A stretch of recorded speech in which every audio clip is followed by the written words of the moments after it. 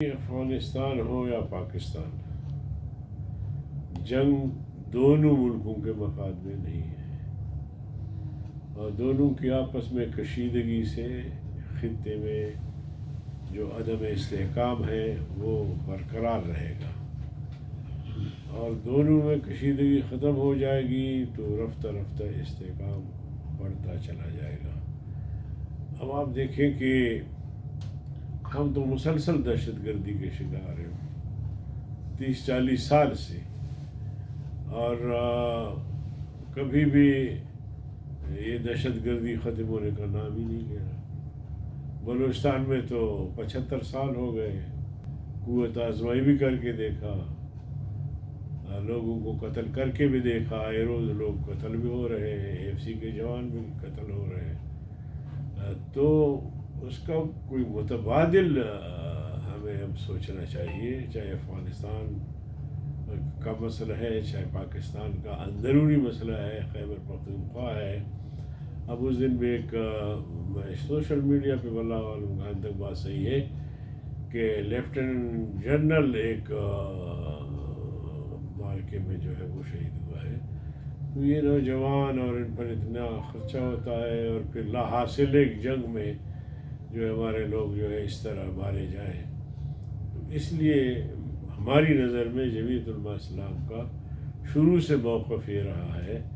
کہ مثبت سنجیدہ بات چیت کے ذریعے ان مسائل کو حل کیا جائے۔ افغانستان ہمارا پڑوسی ہے، ہمارا کبھی دوست نہیں رہا۔ جب سے یہ حکومتیں آئی ہیں، چاہے ملا عمر کی حکومت تھی، چاہے یہ حکومت ہے، انہوں نے دوستی کا ہاتھ بڑھایا، پتہ نہیں ہم کس کے کہنے پر بالکل دہشت گردی وہاں سے یہاں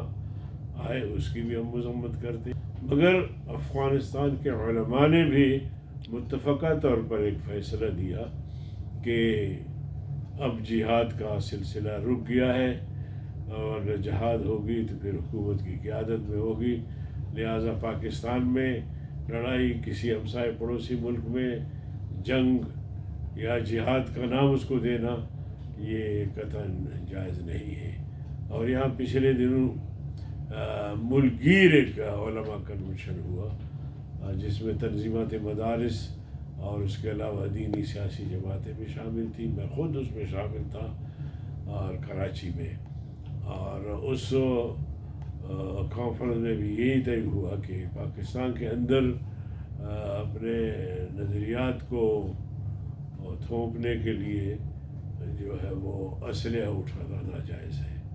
تو علماء تو اپنا کردار ادا کر رہے ہیں، لیکن حکومت کو بھی ادا کرنا چاہیے، کوئی راستہ ایسا لے کے جس سے ملک کے اندر امن آ جائے، استحکام آ جائے،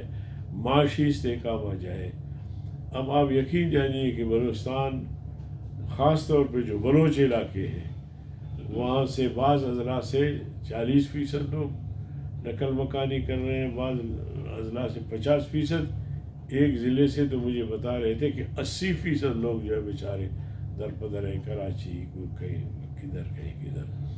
تو یہ سلسلہ کب تک رہے گا ان کے سامنے ہے، اور مولانا فضل الرحمن صاحب کی صلاحیتیں تو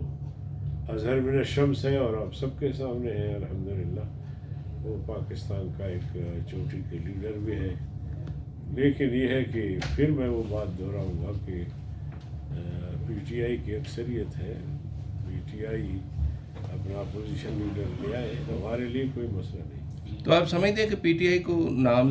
نام تبدیل کر لینا چاہیے اگر اچکزئی صاحب کے پہ حکومت اور خود ان کی اپنی جماعت میں بھی اتفاق رائے نہیں ہے؟ اب دیکھیں، اندر کی بات کا مجھے علم نہیں ہے کہ حکومت خان صاحب پہ راضی نہیں ہے، یا در پردہ جو قوتیں ہیں وہ راضی نہیں ہے، لیکن اگر PTI نے مل کر یکسو ہو کر خان صاحب پہ اعتماد کیا ہے تو پھر خان صاحب کو بنانا چاہیے اپوزیشن لیڈر، ہمیں کوئی اعتراض نہیں ہے۔